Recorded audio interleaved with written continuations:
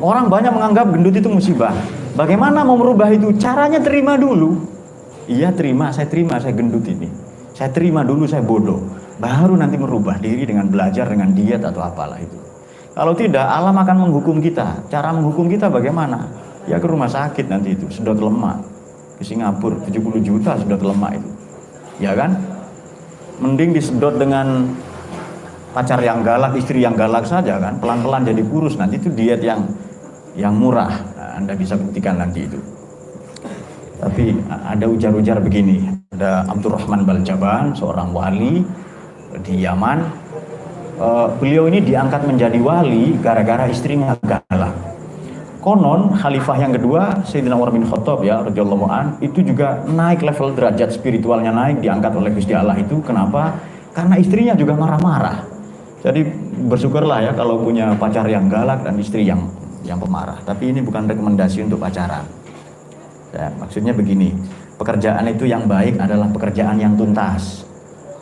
Skripsi yang baik, skripsi yang selesai. Kuliah yang baik, kuliah yang selesai. Hubungan yang baik adalah hubungan yang selesai di pernikahan. Nah, boleh Anda tidak setuju, boleh Anda menolak ini, tapi kalau Anda menolak ini Anda bersikap ahistoris ya. Anda boleh menolak ini tapi diam-diam nanti Anda akan setuju. Pekerjaan yang baik apa? Pekerjaan yang selesai. Cita-cita yang baik apa? Yang tercapai, yang selesai. Nah, itu dia.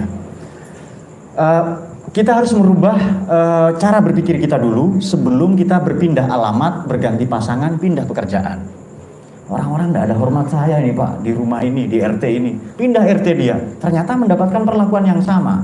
Kira-kira yang salah tetangga se-RT atau dia sendiri yang buruk itu? Pindah pekerjaan tidak cocok semua.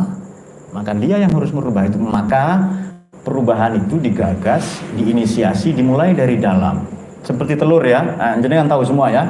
Kalau nggak tahu, masukkan tangannya ke dalam sarung atau ke dalam celana. Baik, ada telur favorit mertua, ada telur favorit tetangga. Saya teruskan sedikit.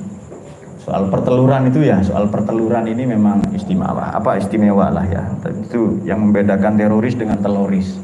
Kalau teroris melebar telur, kalau teloris penjual telur barangkali ya. Oke. When the egg, ini kata orang Kulon ya, broke from the inside, life begin. When the egg broke from the outside, life end. Kalau telur ini pecah dari dalam, kehidupan bermula. Tapi kalau telur ini pecah dari luar, kehidupan berakhir. Pecah di penggorengan misalnya, berakhir kan kehidupan calon ayam itu loh. Embrio ayam kan selesai itu hidupnya itu. Maka perubahan dimulai dari dalam. Bisa enggak kita memperbaiki rumah hanya dengan memoles, ngecat bagian luarnya saja, sementara dalamnya buruk? Bisa enggak kita merubah diri kita hanya memperbaiki bagian luarnya saja? Tidak bisa. Karena yang di luar itu tergantung kondisi kita yang di dalam. Sudah. Setelah diuji berkali-kali, sudah kita yakin asbab, bagaimanapun meskipun secara zahiriyah kita syariat asbab ya, tapi batin kita tajrid. Ini pesan yang paling penting. Saya ulangi. Secara lahiriah kita asbab, tapi batin kita tajrid. Memang kita serawung sama manusia ini, tapi batin kita sama Allah itu. Nah, bisa enggak itu? Saya ulangi. Memang kita bekerja, belajar, bermasyarakat di warung-warung kopi, ketemu banyak orang, membantu berderma, guyon macam-macam lah ya, kehidupan yang normal, tapi batin kita tajrid. Nah, bisa enggak itu? Kalau mau caranya, mau tahu saja atau mau tahu nanti ya. Kalau mau tahu ya caranya, kita bisa mengujinya atau bisa menempuhnya setidaknya dengan pendekatan yang sering kita lakukan dalam kehidupan sehari-hari.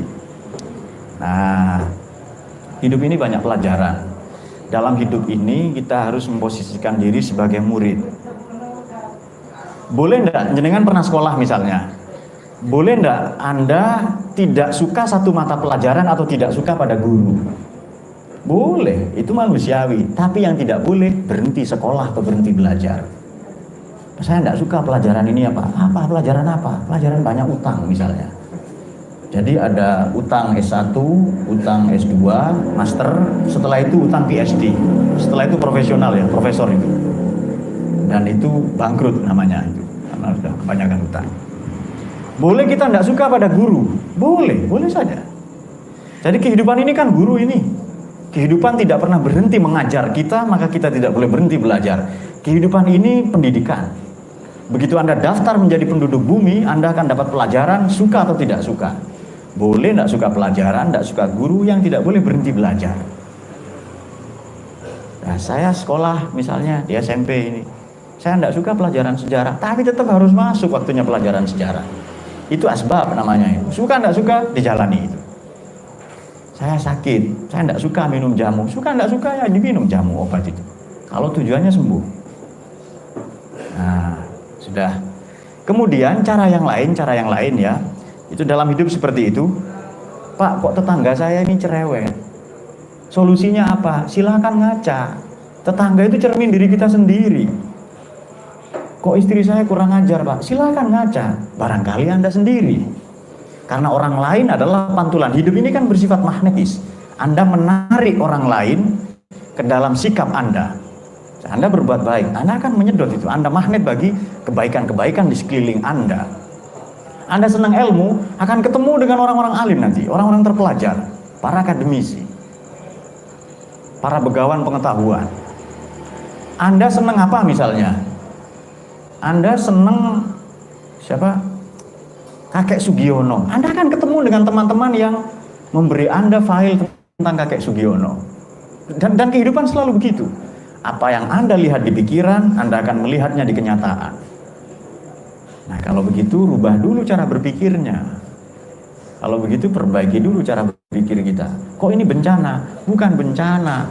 Secara zahiriyah bencana, asbab, tapi secara batinnya tajridnya apa? Supaya saya lebih dewasa. Tetangga saya pemarah, tujuannya supaya saya jadi penyabar, supaya saya jadi pemaaf.